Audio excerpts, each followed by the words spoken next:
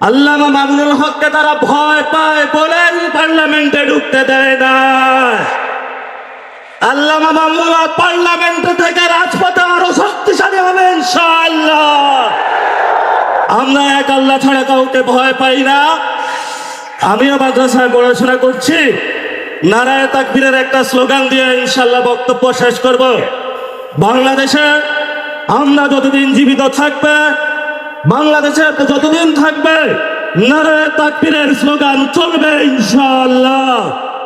নারায়ে তাকবীর, তাকবীর, নারায়ে তাকবীর।